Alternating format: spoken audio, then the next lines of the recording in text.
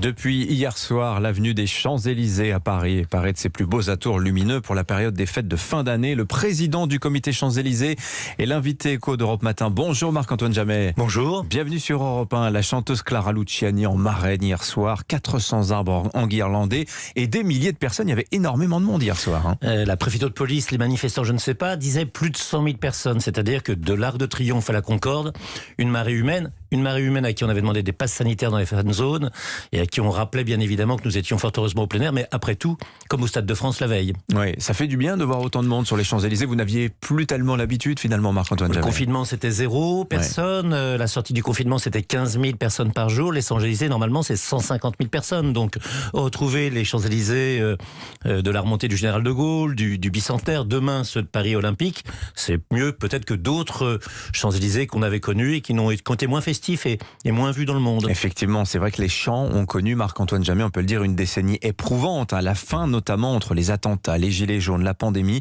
Est-ce que vous dites ce matin que le pire est derrière vous, que ce sont enfin des mois à nouveau de prospérité qui attendent les Champs-Élysées? On sent manifestement qu'il y a une renaissance de l'immobilier, renaissance des boutiques, renaissance de la fréquentation, renaissance de la diversité, renaissance de l'animation culturelle des Champs-Élysées.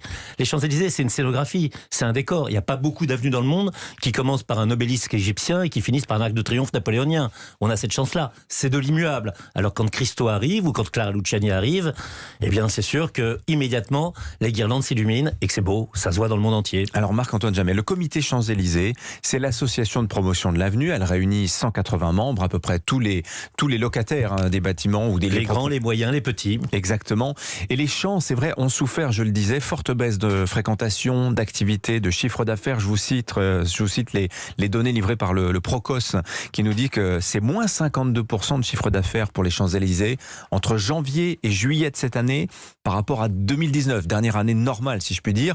Quand la rue de Rivoli fait moins 32, c'est beaucoup mais c'est moins fort que vous ou Haussmann, moins 36%. Est-ce qu'il y a une spécificité des Champs-Élysées dans la crise? Il y a une spécificité internationale des Champs-Élysées qui fait que notamment avec des clientèles émergentes, chinois, indiens, brésiliens, avec des clientèles prudentes, je pense aux Japonais et aux Américains, on a vu la baisse immédiate. C'est donc un des enjeux économiques derrière les Champs-Élysées. Il faut réenchanter les Champs-Élysées avec des Parisiens, des Franciliens, avec des Français qui aient envie de se promener sur les Champs-Élysées, de déambuler sur les Champs-Élysées. C'est pour ça qu'il y a un énorme effort à faire de promotion. Et puis par ailleurs, on était dans le creux de la vague et je vois 3 galeries commerciales parmi les plus connues, Point Chaud, Champs-Élysées, Claridge qui sont en train de se refaire. Je vois des enseignes nouvelles qui arrivent, je vois un dynamisme qui existe, une volonté d'investir sur les Champs-Élysées, des choses qui se créent.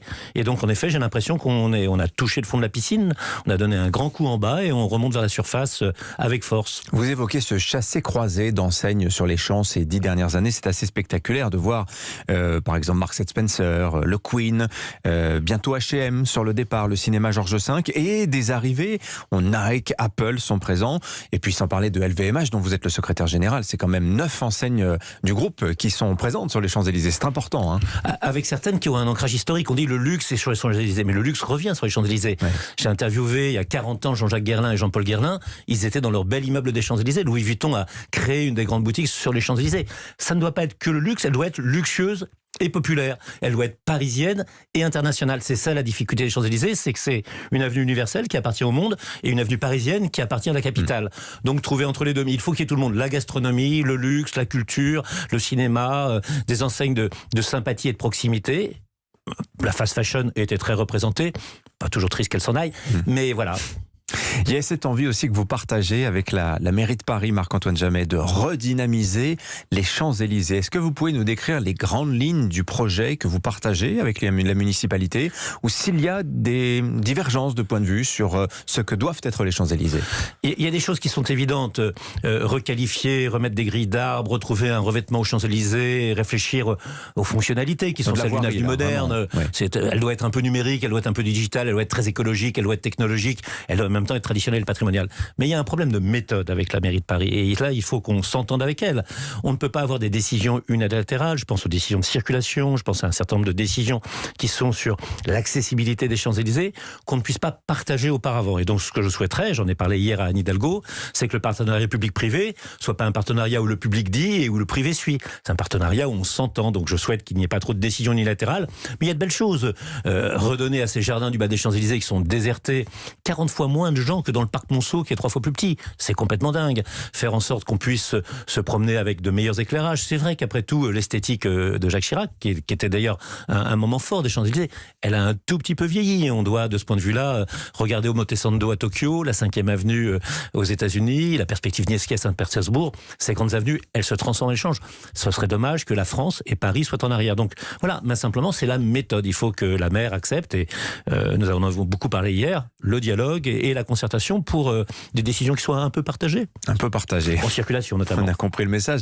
J'espère qu'elle l'aura compris. On sait où s'arrêtent les champs, sur la place Charles de Gaulle, tout en haut, au niveau de l'Arc de Triomphe. Mais où est-ce que démarrent les Champs-Élysées? Est-ce que vous considérez que la place de la Concorde doit intégrer le giron des Champs-Élysées, Marc-Antoine Jamet? Je vais être pire. L'esplanade de la Défense, l'avenue Charles de Gaulle à Neuilly, la Porte Maillot, bien évidemment, et on en a parlé d'ailleurs, et la maire, on est totalement d'accord, la maire de Paris, avec laquelle on travaille beaucoup et en concertation, l'avenue de la Grande Armée, l'avenue Montaigne, l'avenue Georges V, et tout ça, c'est un ensemble, c'est l'axe majeur.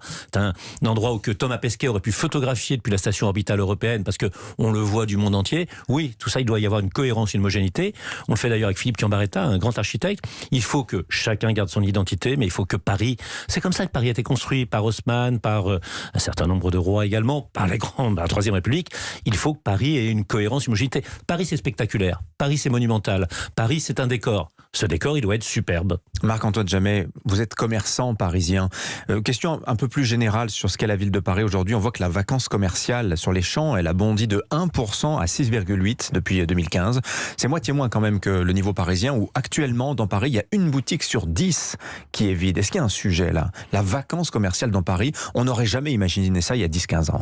Il y a un sujet, la vacance commerciale sur les Champs-Élysées ou dans Paris, elle n'est rien à côté de celle qu'on voit à Madison Avenue, où parfois on a l'impression qu'il y a un tiers. La grande avenue du luxe aux États-Unis, on a l'impression qu'il y a un tiers de boutiques qui sont vides. Donc c'est pas une spécificité parisienne.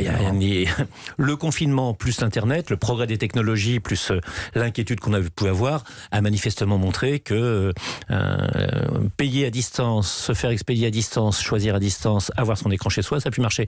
C'est pour ça qu'il faut qu'il y ait une dimension affective, une plus-value psychologique et culturelle dans chacune de nos boutiques. Aussi, hein. Il faut que ce soit un spectacle, il faut que ce soit un bonheur, il faut que ce soit un accueil. C'est ça le défi qui est demain, c'est qu'on ait plus envie de rentrer dans une belle cathédrale que de rester chez soi devant un écran. Merci Marc-Antoine Jamet. Le président du comité Champs-Élysées était l'invité Écho d'Europe Matin. Bonne journée à vous et bonne fête également.